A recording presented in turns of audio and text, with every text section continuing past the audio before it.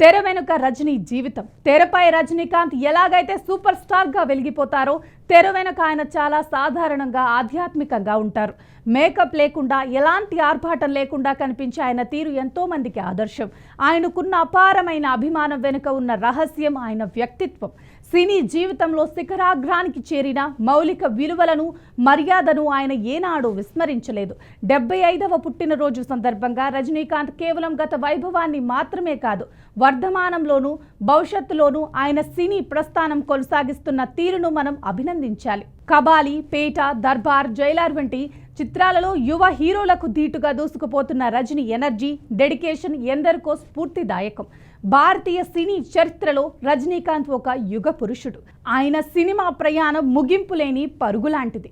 ఈ 75వ జన్మదిన వేడుకలు ఆయన ఆరోగ్యానికి మరిన్ని విజయాలను నాంది పలకాలని ఆశిస్తూ హ్యాపీ బర్త్డే సూపర్ స్టార్.